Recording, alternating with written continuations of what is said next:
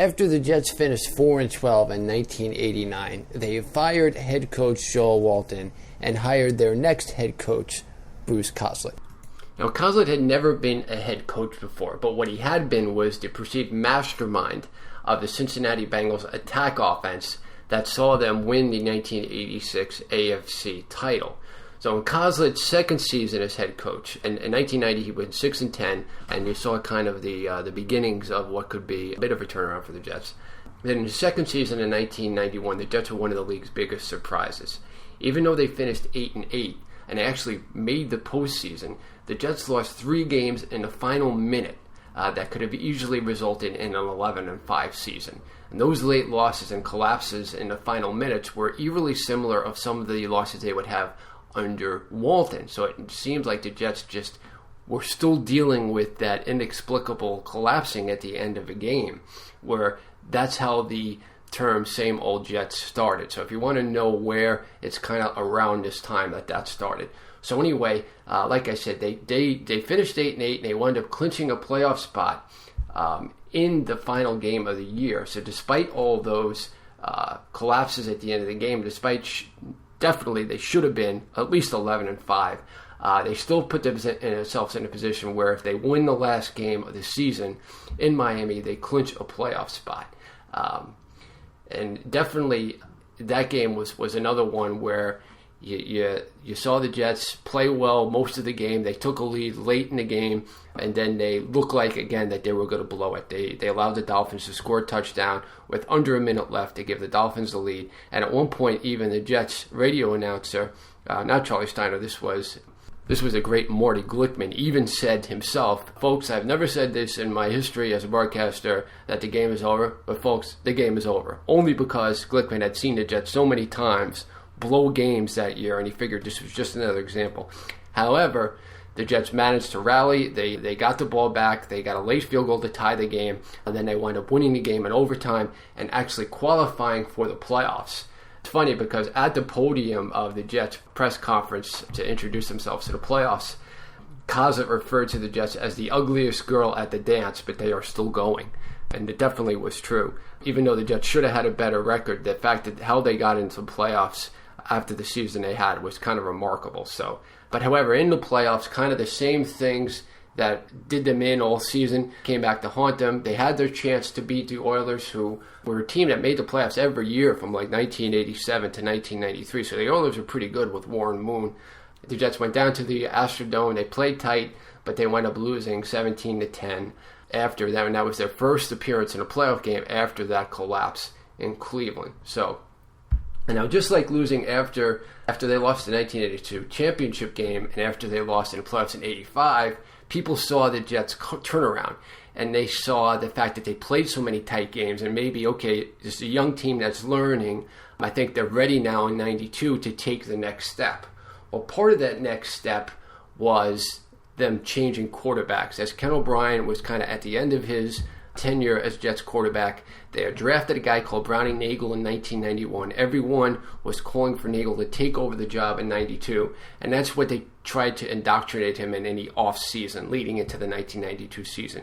Nagel came every day to the Jets facility. He studied every day of the Jets offense, figuring that by the time training camp started, he would be their main guy. So he was, and the Jets had a great preseason in 92. They actually wound up being 5-0, and together with Sports Illustrated, who had actually picked the Jets to win the AFC East in 92, not just because they saw the change coming with Nagel, but they saw the Jets defense, which was led by a young guy, Dennis Byrd, was really ready to step up and take off and lead the Jets. So again, they dominated in preseason, if you can do such a thing. They were 5-0, and people were psyched because Nagel played very well in the preseason, and then he even played very well in the season opening game against the Falcons. Now, although the Jets lost, Nagel actually threw for 366 yards and 2 touchdowns.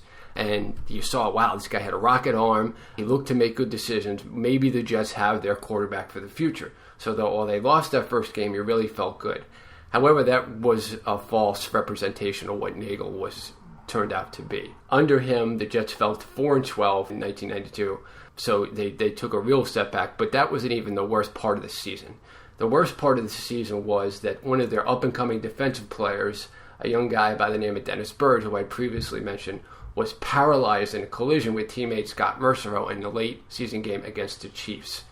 Now, although Byrd overcame his paralysis, his career was over, and it kind of was a fitting end to like a real disappointing, discouraging 1992 season.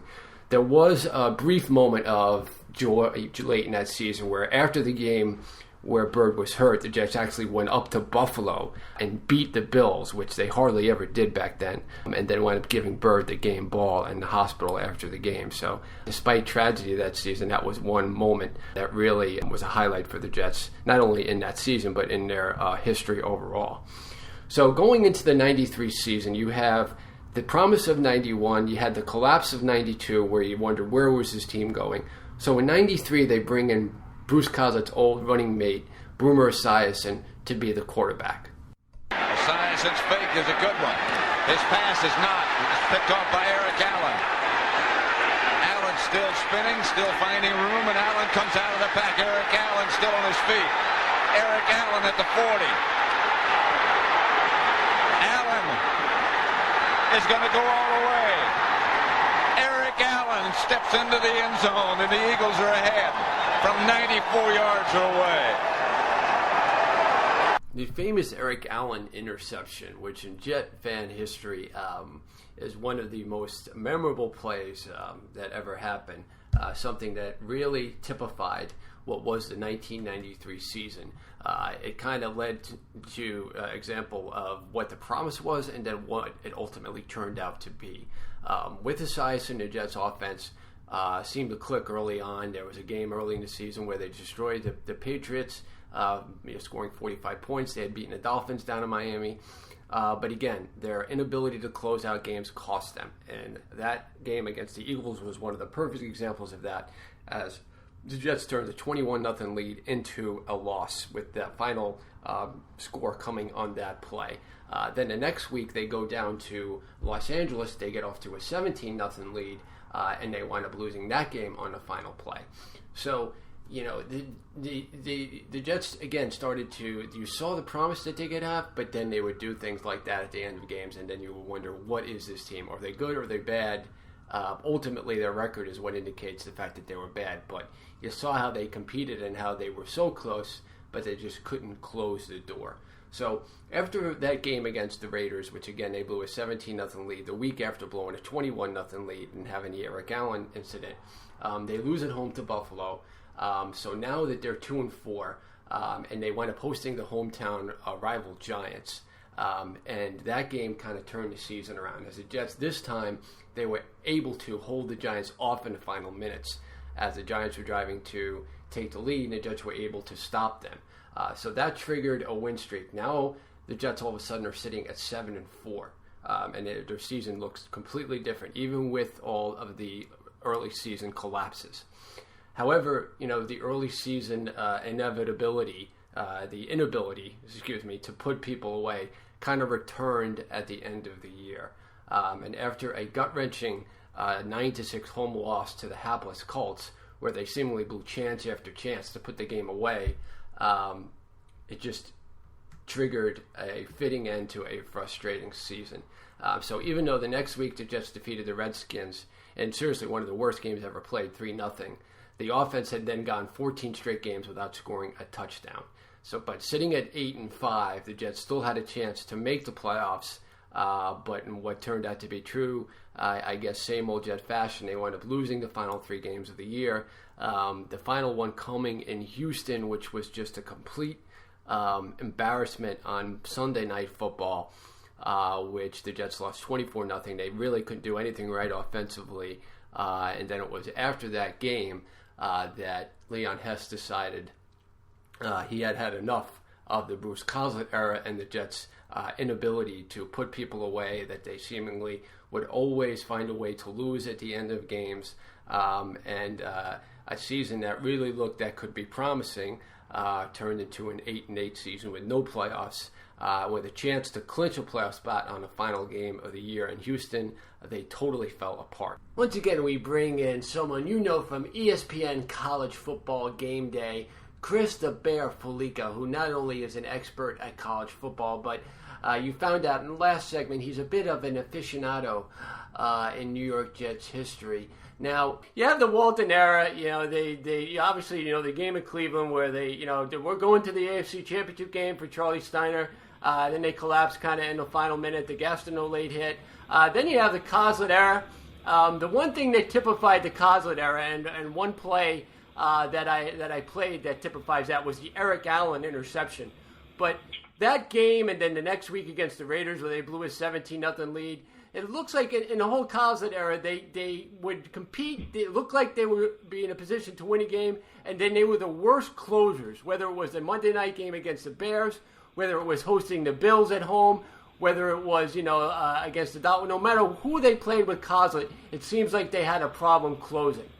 You're right. They did it, and that Eagles game was one of the better regular season games that I can ever remember watching up to that point. I mean, I was down in Miami at the time as a student, and I remember watching that game with some friends, and that was just an unbelievable game. And the other thing that I thought kind of represented the Coslet era was they would lose games that they had no business losing. Right, like the Colts. And then you'd go on the road and you'd nearly beat Houston in a wild card game, or you nearly beat the Dolphins, and the Dolphins were unbeatable, or the Bills when they were going to Super Bowls every year. I mean, they were a yo-yo under Bruce Coslet in terms of playing up or down to the level of competition. Well, I remember the one year, the 1991, they're competing against everybody. Then the Colts, who won one game all year, come into the Meadowlands and win.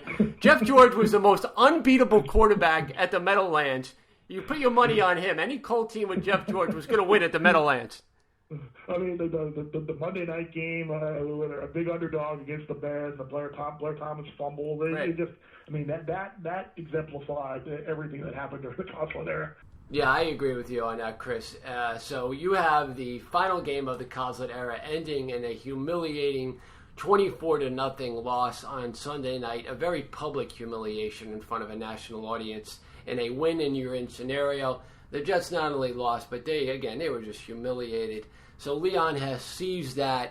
He decides, you know what, the future is not with Coslet. And on the other hand, he had a young defensive coordinator that you looked at and you said, maybe this guy is the guy that we need to lead us to get past this inexplicably losing to poor teams, yet playing well enough against teams that you didn't think the Jets could beat, but not beating them. They would take you to a point where you were like, when are they going to do it? And then something would happen at the end of the game. But the weird thing about the Coslet era, and even so much of the Joe Walton era, is it kept happening. And I think that's why some of the fans started with the same old Jets thoughts in that scenario. Because again, you got to remember, in the 80s and the early 90s, you're only dealing about, 20, 25 years. It's still a long time, but it's not like it is now, where we're talking almost 50 years since the last time the Jets were in a Super Bowl. So the aura wasn't there yet. I mean, definitely was starting to turn, where fans were starting to look at this organization as, oh, here we go again. But that's how kind of it started with Joe Walton. Maybe a little bit with Walt Michaels, but definitely in the Joe Walton and the Bruce Coslet era.